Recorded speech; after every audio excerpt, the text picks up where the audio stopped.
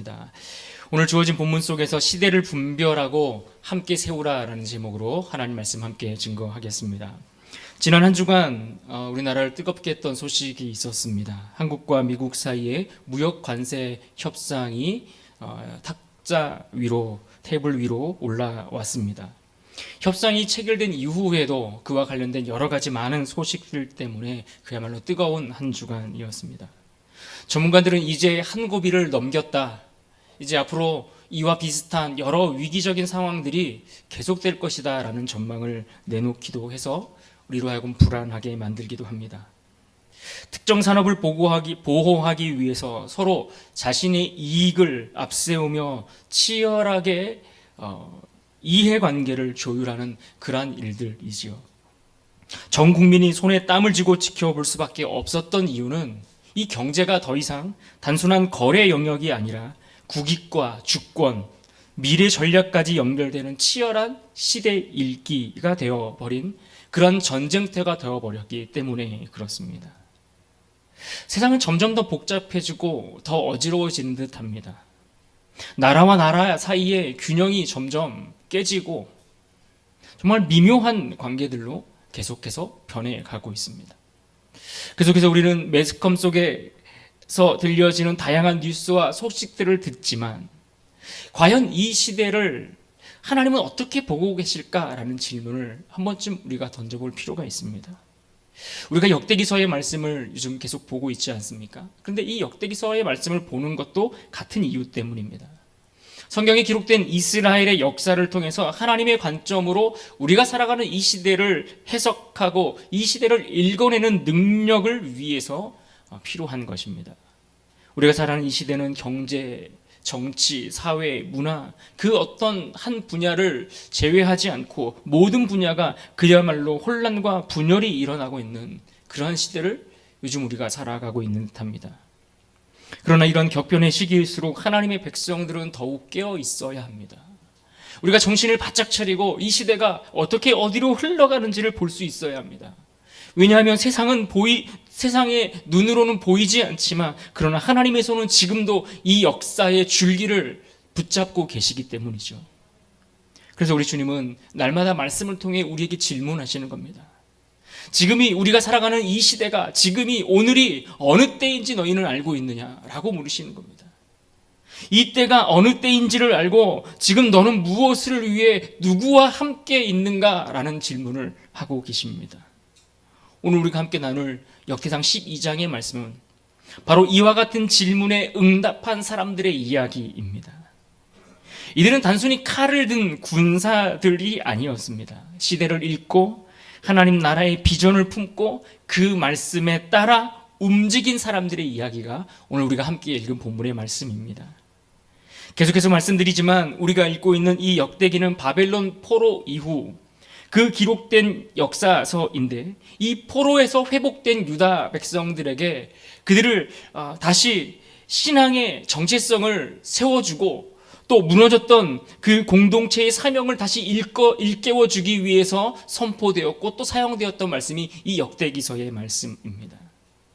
특히 오늘 본문 12장의 말씀을 보시면 사울 왕조가 무너지고 그 왕권이 이제 누구에게로 넘어갑니까? 다윗에게로 넘어가는 과도기입니다. 즉 새로운 시대에 하나님의 계획이 시작되는 그 순간을 오늘 본문 속에서 이야기하고 있습니다. 오늘 우리는 주어진 이 말씀 속에서 오늘 우리가 살아가는 이 시대 속에서 나는 과연 어디를 바라보고 어떤 방향을 향하고 있는가를 점검하고 깨달을 수 있기를 부탁드립니다. 더 나아가 우리 교회가 하나님 나라를 세워 가야 하는데 과연 우리는 어떻게 하나님의 나라를 세우고 또 어떻게 한 마음을 이루어 가야 할 것인가를 생각하고 깨닫는 은혜가 있기를 부탁드립니다. 먼저 오늘 본문 23절을 같이 보겠습니다. 23절 우리 한 목소리를 읽겠습니다. 시작. 싸움을 준비한 군대 지휘관들이 헤브론에 이르러 다윗에게로 나아와서 여호와의 말씀대로 사울의 나라를 그에게 돌리고자 하였으니 그 수요가 이러하였더라. 아멘. 본문은 한 가지 중요한 사실을 우리에게 가르쳐 주는 것으로 시작하고 있습니다. 다윗에게 모인 이들이 지금 단순히 정치적 상황에 따라 움직이고 있는 것이 아니라 하나님의 뜻을 이루기 위해 오늘 말씀의 표현대로는 여호와의 말씀대로 행하기 위해 사울의 나라를 다윗에게로 돌리는 그 사명을 수행하고 있었고, 이것은 그저 역사의 우연이 아닌 하나님의 섭리와 주권 안에 있는 일이었다라는 것을 말씀해 주고 있습니다.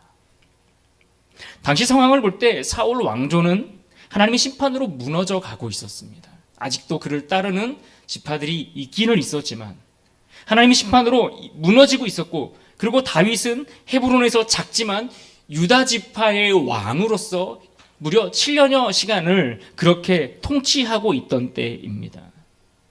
이때 이스라엘의 여러 지파에서 용사들이 다윗에게 찾아왔는데, 이들은 오늘 말씀처럼 여호와의 말씀을 이루기 위해서 찾아왔다라는 겁니다. 여호와의 말씀을 이루어 하나님이 기뻐하시는 믿음의 공동체 하나님 나라를 세우기 위해 여호와의 말씀대로 그들이 모여들었다라는 것을 이야기하죠. 오늘 우리는 이 말씀을 통해 과연 오늘날 교회가 과연 무엇을 따라 누구의 뜻대로 세워져야 하는가 하는 것을 생각해 봐야 합니다. 교회는 세상 정치나 문화의 어떤 흐름 때문에 흔들려서는 안 됩니다. 세상 가치관들이나 어떤 세상의 외압에 의해서 세상의 이런저런 이해관계 때문에 교회의 방향과 길과 그 나아갈 바를 세우거나 그것 때문에 흔들려서는 결코 안 된다는 이야기입니다. 오로지 오늘 말씀처럼 여호와의 말씀대로, 하나님의 말씀대로 그 중심을 잡아가야 합니다. 그리고 그 중심 가운데 하나님을 따르는 성도들이 서 있는 것입니다. 그러니까 우리는 교회의 중심에 서서 교회가 세상의 어떤 흐름 속에 휩쓸려 가지 않도록 중심을 지키고, 하나님의 말씀대로 여호와의 말씀대로 교회가 바른 방향으로 나아갈 수 있도록 그 역할을 감당해야 하는 것이 성도의 역할이라는 것입니다. 존 스토트가 현대를 사는 그리스도인이라는 책에서 이런 이야기를 했습니다. 시대를 분별할 줄 아는 사람은 두 가지 세계를 살아야 한다. 하나는 이 땅에서의 현실이고 또 하나는 하나님의 말씀의 세계다. 이 둘 사이에서 분별하고 행동하는 것이 참된 그리스도인의 사명이라고 이야기했습니다. 그러니까 우리는 이 땅에 발을 딛고 살아가지만, 그러나 이 땅에서 하나님 말씀의 세계가 이 세상을 어떻게 바라보고 있는지를 해석하고 깨달을 수 있는 것, 그래서 그것을 이 땅 가운데 접목시키며 살아가는 것, 이것이 그리스도인의 참된 사명이다라고 이야기를 한 것이죠. 그렇습니다. 우리는 말씀으로 시대를 분별할 수 있어야 합니다. 우리는 이 땅에 두 발을 딛고 살아가지만 늘 하나님의 말씀을 중심으로 이 세상을 해석하고 바라볼 수 있는 지혜가 필요합니다. 그래서 교회가 여호와의 말씀대로 가고 있는가? 여호와의 말씀을 중심으로 성도들이 모이고 있는가? 이것을 우리가 점검해 봐야 하는 겁니다. 우리는 어떻습니까? 여러분은 어떠신가요? 여러분은 그저 이 땅에 발을 딛고 현실만을 살아가고 있을 뿐, 그저 하나님의 말씀의 세계에는 무관심한 채 살아가고 계시는 것은 아닌가요? 우리의 삶이 과연 그렇게 여호와의 말씀대로 가고 있는지, 나는 그 길을 제대로 따라가고 있고 또 우리 교회는 그 길을 향해 바른 방향을 향해 나아가고 있는지를 확인하고 점검해 보셔야 합니다. 우리는 이 땅을 살아가지만, 이 땅에 발을 딛고 살지만 하나님 말씀의 세계에 관심을 가지고 그것을 해석하는 것이 우리의 사명인 줄 여기고 살아가는 그런 사람이 되어야 될 줄로 믿습니다. 오늘 말씀 속에서 이들 지파가 지금 모인 이유를 성경이 분명히 말씀하고 있습니다. 뭐라고 말씀했습니까? 여호와의 말씀대로 돌리고자, 여호와의 말씀대로 가고자, 그 민족이 여호와의 말씀대로 그 방향을 제대로 가고자 방향을 돌이켰다는 겁니다. 또 오늘 말씀 속에서는 이스라엘의 각 지파에서 다윗을 중심으로 모인 수많은 용사들과 그 수요와 그들의 능력, 그리고 각자의 역할에 대해서 자세히 기록해 주고 있습니다. 이것은 단순히 병력 수치의 나열이 아니라고 말씀을 드렸습니다. 오히려 이것은 하나님께서 다양한 재능과 사명을 가진 사람들, 다양한 재능과 사명을 가진 그 사람들이 오로지 하나의 목적, 즉 하나님이 택하신 다윗을 왕으로 세우기 위해 부르시고 사용하시는 모습을 보여주는 장면입니다. 그 내용을 우리가 잠시 살펴보면 먼저 24절에 보시면 유다 지파가 있는데 이 유다 지파는 전쟁에 있어서 어떤 돌파나 방어에 강한 그런 방패와 창을 들고 있었다라고 소개하면서 그렇게 무장한 자가 6,800명이나 된다라고 소개하고 있습니다. 또 25절에 보시면 시므온 지파가 있는데 이들은 전쟁에 능한 용사인데 7,100명이나 모였다고 했습니다. 이어서 레위 자손이 나오는데 그들 중에서도 특별히 여호야다의 가문과 또 사독과 같은 젊은 장군들이 등장합니다. 특히 제사장 계열의 이러한 레위인들이 군사적 임무에 함께하고 있다는 것은 그들의 헌신이 단순한 제도적 헌신과 사역을 넘어 공동체 전체에 대한 책임의식을 가지고서 그 일에 함께 참여하고 있다는 것을 보여주는 겁니다. 또 29절에는 어느 지파가 나옵니까? 베냐민 지파가 나옵니다. 이 베냐민 지파는 사울 가문의 지파입니다. 그러니까 이전 왕조의 지파의 가문의 지파임에도 불구하고 그 중에서 3,000명이나 되는 사람들이 다윗에게로 충성을 결단하며 돌아왔다. 그래서 이것은 이들이 지금 하나님의 뜻대로 완전한 회복의 시작이 되었다라는 것을 보여주는 대목입니다. 그 밖에도 에브라임과 서쪽 지파들 이사갈, 스불론, 납달리, 단, 아셀, 요단 서쪽의 므낫세 반지파까지 이들은 그렇게 모두 각각 전략과 또는 순종과 무기와 용맹스러움들 등등 다양한 특성과 은사들을 가진 지파들로 소개되고 있고 이들이 그렇게 다양한데 함께 모였다라고 기록해주고 있습니다. 이처럼 각각의 지파가 자신의 고유한 은사와 자원과 특성을 가지고 다윗을 중심으로 연합했다라는 것은 오늘 교회를 향해서 주시는 아주 중요한 메시지가 있습니다. 사도 바울이 로마서 12장 4절로 5절 말씀이 이렇게 권면했습니다. 우리가 한 몸에 많은 지체를 가졌으나 모든 지체가 같은 기능을 가진 것이 아니니 이와 같이 우리 많은 사람이 그리스도 안에서 한 몸이 되어 서로 지체가 되었느니라. 무엇입니까? 바울은 교회가 어떻게 연합을 이루어 가는가? 다양하지만 이것이 한 지체와 같이 연합한다라는 것을 강조했습니다. 오늘 말씀에서도 그것을 이야기해 주는 겁니다.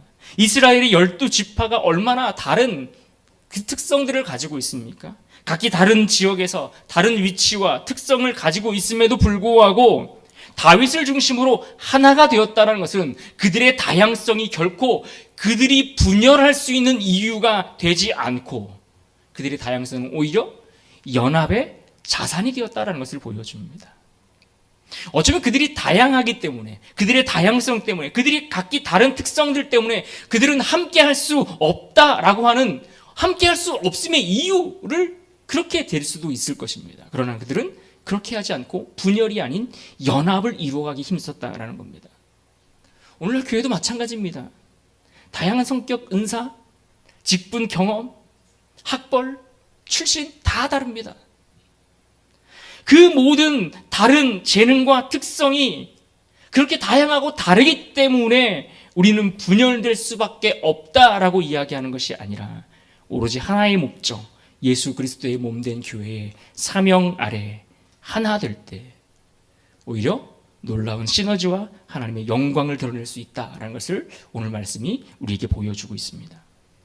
실제로 여러분 교회만큼 다양한 사람들이 모인 곳이 또 있을까요? 옆에 계신 분들만 살짝 둘러봐도 나랑 너무나 다른 사람이 내 옆에 앉아 있습니다. 생김새도 다를 뿐만 아니라 우리의 배경도 다르고 너무너무 다른 사람이 내 옆에 앉아서 우리가 함께 예배를 드리고 있고 우리가 정기적으로 모여서 같이 교제하고 밥도 먹고 그렇게 삶을 나누며 그렇게 살아가고 있습니다. 여러분 생각해 보십시오. 이렇게 다른 분들이 교회가 아니면 어디서 이와 같이 교제하고 무엇인가를 함께하고 우리의 삶을 또한 나누고 이런 일들이 가능하겠습니까? 그러므로 우리는 교회의 다양한 지체들이 어떻게 연합할 수 있을지 그 중심을 잘 잡아가는 일에 힘을 써야 합니다. 오늘 다윗을 중심으로 여호와의 말씀대로 하나님 나라를 세워가는 일에 연합하였던 것처럼 우리도 말씀을 중심으로 어떻게 하나님 나라를 이루어갈 것인가를 우리가 고민하고 생각해야 합니다. 그러게 우리는 특별히 교회 생활하시면서 내 옆에 있는 다른 지체들을 인정하실 수 있어야 됩니다. 나랑 다르지만 그러나 우리는 한 목적을 위해서 하나님이 부르신 내 지체라는 사실을 기억하고 인정할 수 있어야 됩니다.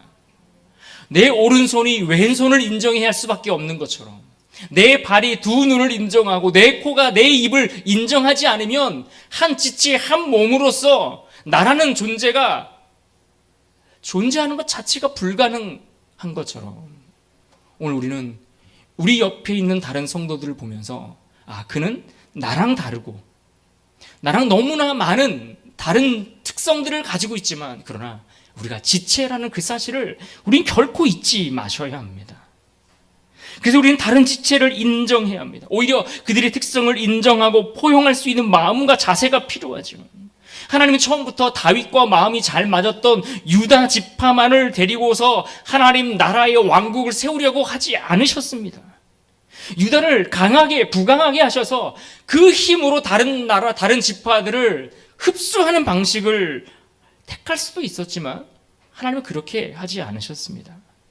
함께 다른 이들을 연합하는 방법을 택하셨다라는 것을 여러분 꼭 기억하시기 바랍니다. 여호와의 말씀대로 그들이 모였다는 것은 결국 각기 다른 지파지만 그들이 함께 연합하는 것이 결국 하나님의 뜻이었다라는 것을 말씀해 주시는 것입니다. 그러므로 여러분 히브리서 10장 24절과 25절의 말씀을 여러분 같이 기억할 수 있기를 바랍니다. 함께 읽겠습니다. 시작. 서로 돌아보아 사랑과 선행을 격려하며 모이기를 패하는 어떤 사람들의 습관과 같이 하지 말고 오직 권하여 그날이 가까움을 볼수록 더욱 그리하자.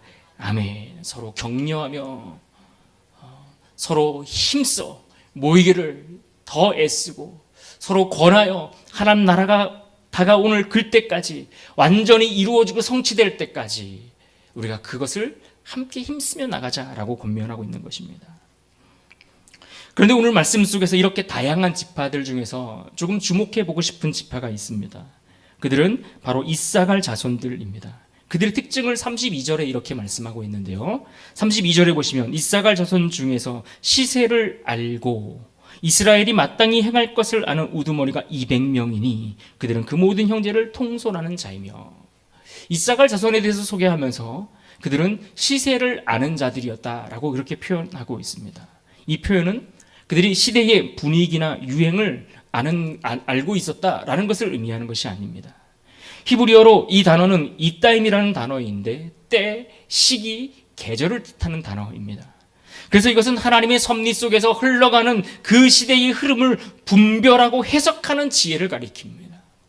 이 세상이 그저 흘러가는 것이 아니라 하나님의 관점에서 이 시대가 어떻게 흘러가고 있는지를 깨닫고 분별하여서 마땅히 그 지파, 그 공동체, 한 민족들 가운데 우리가 그러므로 어떻게 행해야 하는 것이 옳은지를 분명하게 말할 수 있는 그러한 지혜를 말하는 것입니다. 그래서 이들은 하나님의 뜻을 시대 가운데 정확히 읽어낼 줄 아는 자들이었습니다. 단순히 전투에 능한 자들이 아닙니다. 이스라엘 공동체가 그러므로 마땅히 행할 일이 무엇인지를 통찰력 있게 이야기해 줄 수 있는 그런 리더들이었다는 겁니다. 그렇게 그들은 이스라엘 공동체 전체를 통솔하며 그 공동체가 올바른 방향으로 가도록 이끄는 자들이었고 하나님의 큰 그림 속에서 현재의 자리를 파악하고 그에 맞게 행동할 수 있는 그러한 모습이 있었다라는 겁니다. 그렇습니다. 여러분의 가정과 특별히 주님의 몸된 교회 안에서 우리가 하나님의 나라를 세워가려고 한다면 우리는 당연히 이 시대의 흐름을 분별할 수 있어야 합니다. 이 시대가 이렇게 흘러가지만 하나님은 이 시대를 어떻게 바라보고 계시는지를 알아 우리가 지금 어떤 일들을 해야 될지를 확실하게 확인하고 그 일을 행하는 것입니다. 오늘날 우리가 살아가는 이 시대는 어떤 시대입니까? 정보와 특별히 자극이 넘치는 세상 속을 살아가고 있습니다. 이제 새로운 기술 AI 같은 그런 기술들은 정말 우리 삶의 깊은 자리까지 파고 들어온 것을 뼈저리 느끼곤 합니다. 그럼에도 불구하고 성도들이 여전히 지금 요즘 유행하는 게 뭔데 여기에만 관심을 가지고 그것에만 주목하여 그것을 쫓고 있다면 우리는 하나님 나라를 세워가는 일에 반드시 실패할 수밖에 없을 것입니다.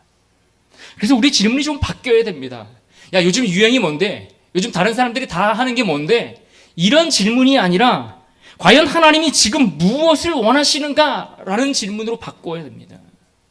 내가 오늘을 살아가는데 다른 사람들이 오늘은 어디에 주목하고 있는지, 어디에 사람들이 다 따라가고 있는지 그것을 주목하기 전에 지금 하나님이 오늘 우리에게 무엇을 원하시는가? 여기에 질문을 던지고 이것에 집중해야 합니다. 다시 말해 시세를 안다라는 것은 단순한 시대 감각을 아는 것이 아닙니다. 패션 감각, 요즘 유행하는 자녀들 교육하는 것도 어디가 어떻게 공부하는 게 유리해야 되더라, 이런 흐름을 파악하는 것이 아니라 하나님의 관점으로 현재를 해석하는 영적 분별력을 뜻한다라는 이야기입니다.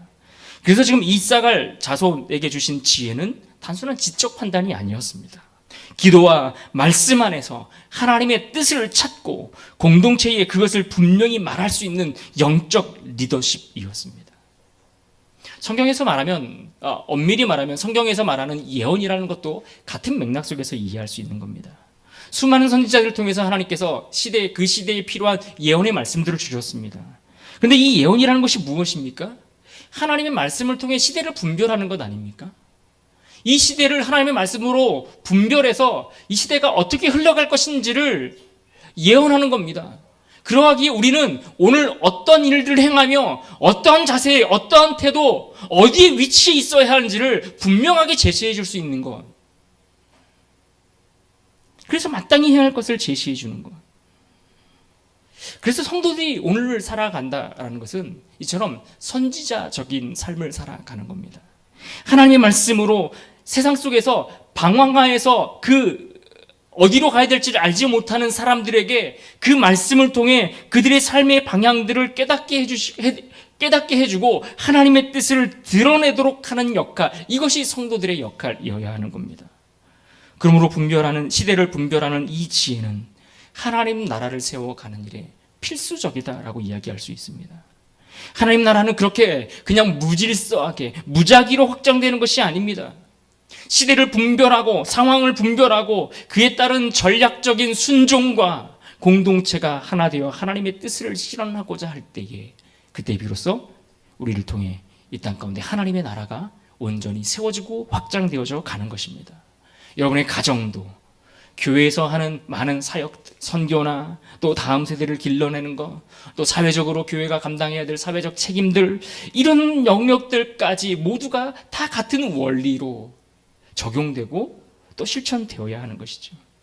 그러므로 여러분, 내가 뉴스를 보더라도 여러분, 내가 보는 뉴스만 보지 마시고 다양하게 보는 그런 지혜가 필요합니다. 그저 내가 좋아하는 색깔만 따라가지도 마시고 세상에 무엇을 말하는지 잘 듣고 이것이 사람들에게 의해서 들려지는 대로가 아니라 이 말들이 과연 하나님 말씀에도 옳은 것인가를 판단하셔야 된다는 이야기입니다. 남들이 이야기한다고 다 쫓아가지 마시고 남들이 옳다고 하는 이야기에 그냥 다 거기에 함몰되지 마시고 과연 세상이 이야기하는 그것들이 하나님 말씀에도 옳은 것인가를 분별할 수 있는 지혜가 필요하지 않겠습니까? 하나님이 왜 성경을 주셨습니까?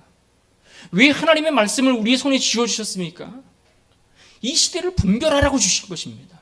그래서 성경을 읽고 그 성경을 배우고 공부하고 묵상하고 그 말씀을 가지고 세상을 해석해 나가는 능력이 우리에게 있어야 한다라는 이야기입니다. 과연 세상이 말하는 것이 하나님 말씀에 옳은 것인가 비추어 보시고 판단하셔야 됩니다. 시대가 바뀌었으니 다 바뀌어야 된다, 개방되어야 된다, 다 새로워져야 된다. 여러분, 진리는 변하지 않는 겁니다.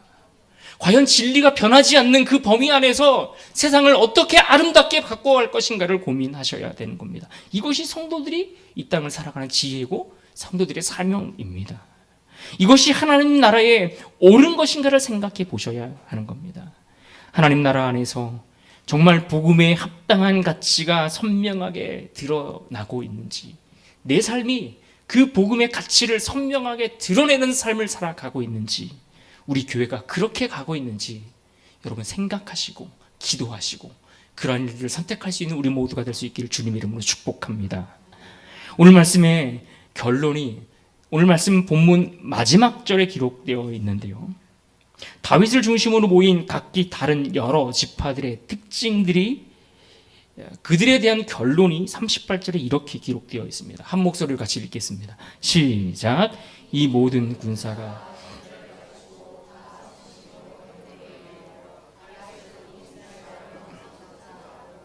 또 이스라엘의 남은 자도 다 한 마음으로 다윗을 왕으로 삼고자 하여. 아멘. 여기 보시면 전열을 갖추고 성심으로 헤브론에 이르러 다윗을 왕으로 삼고자 했다, 이렇게 표현하고 있습니다. 그러니까 전열을 갖추고 성심으로, 다시 말해 이들이 단순한 물리적 집결이 아닌 마음과 목적이 하나 된 영적 일치와 순종이었다라는 것을 뜻하는 표현이죠. 여기서 성심이라는 이 단어가 한마음이라는 단어로 다시 표현되었는데, 온전한 마음, 분열되지 않은 마음, 전심을 의미합니다. 전심으로.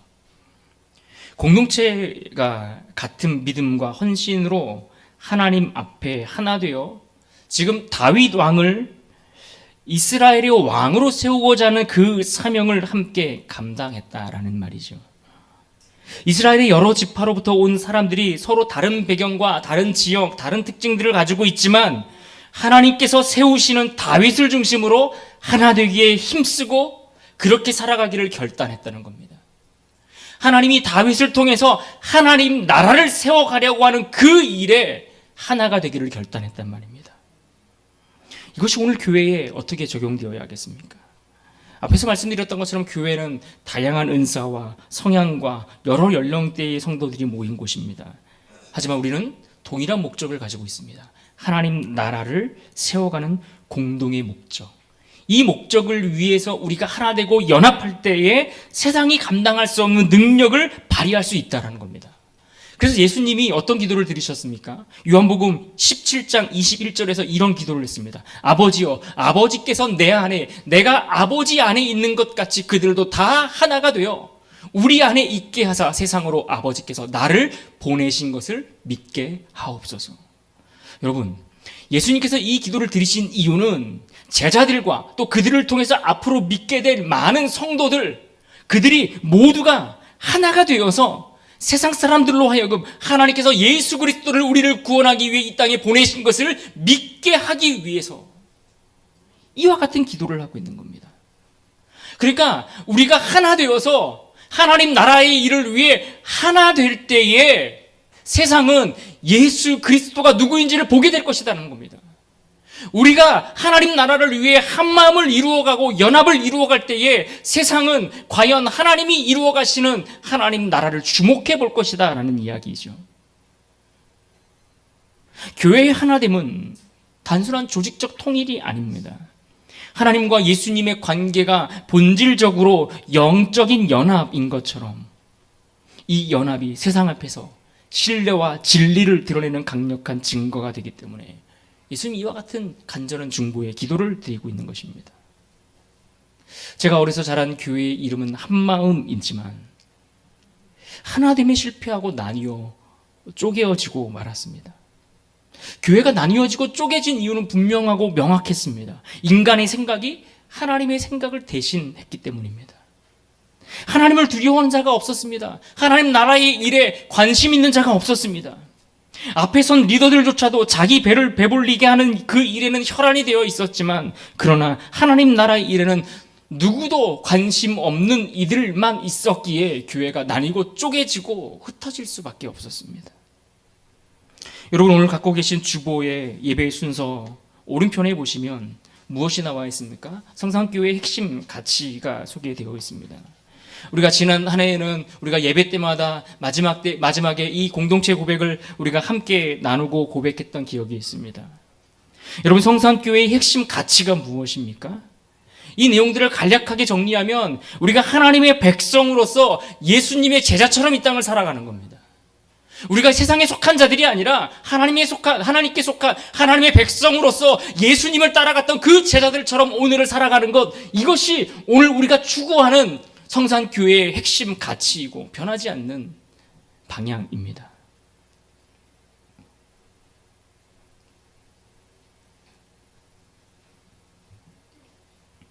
교회는 세상을 위해서가 아니라 하나님 나라를 위해서 세워진 것입니다. 그럼에도 불구하고 우리의 기도와 우리의 바람들이 그저 하나님 나라의 일에는 관심이 없고 늘 내 기도, 내 가족, 내 사업, 내 일터, 내 자녀, 나에게만 집중되어 있다면, 그래서 여기에 함몰되어 있어서 하나님의 뜻을 전혀 구하는 일과는 상관없이 살아가고 있다면 교회는 더 이상 존재의 가치를 유지하지 못하고 상실하게 될 것입니다. 지금 이스라엘이 그 무리가 진열을 갖추고 모였다라고 했습니다.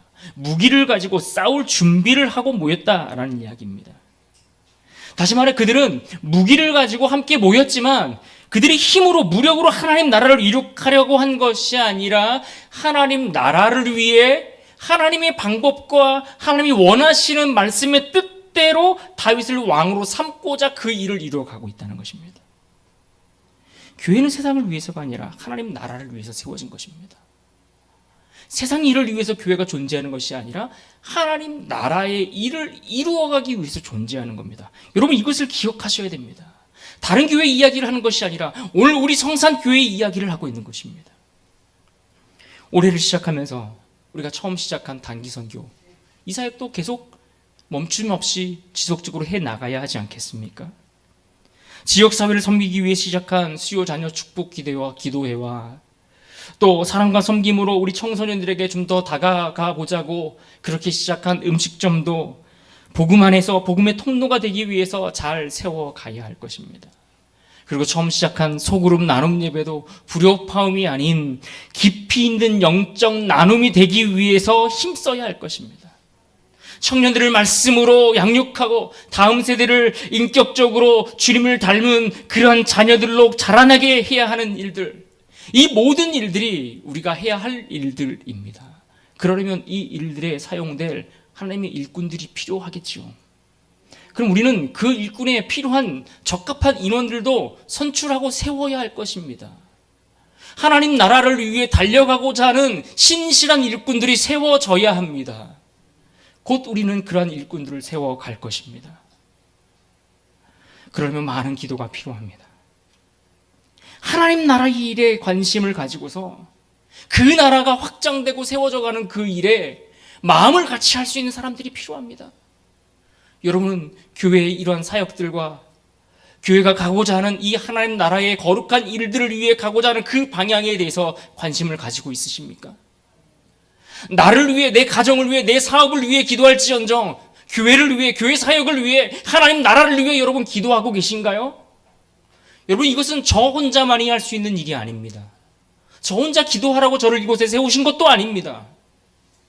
하나님이 함께 연합하여 한 마음으로 그 하나님 나라의 일을 이루라고 우리에게 말씀하시고 우리를 그 자리로 초대하고 있는 것입니다. 누가 하나님 나라의 일에 관심을 가진 자입니까? 여러분 그 나라에 관심을 가진 자들입니까? 누가 하나님이 우리 가운데 일꾼으로 세우실까요? 하나님은 하나님 나라의 일에 관심을 가진 자들을 하나님의 일꾼들로 선출하고 세우실 것입니다. 하나님이 그 중심을 아시기 때문입니다. 하나가 되되 하나님 나라의 일을 위해 한 마음이 되어야 합니다. 사랑하는 여러분, 우리가 살아가고 있는 이 시대는 빠르게 변하고 있습니다. 하지만 그 변화 속에서도 하나님이 무엇을 원하시고 우리가 무엇을 해야 하는지는 사실은 더 분명해지고 있습니다. 오늘 역대상 12장에서 보았던 것처럼 하나님은 이 시대의 그 시대의 전환기에 그분의 뜻에 맞게, 아니 그분의 뜻에 민감하게 반응하는 그러한 자들을 부르셨고 그들을 통해 하나님 나라 다윗을 통해서 그 세워가고자 하시는 그 나라 왕국을 세워가고 계시는 겁니다.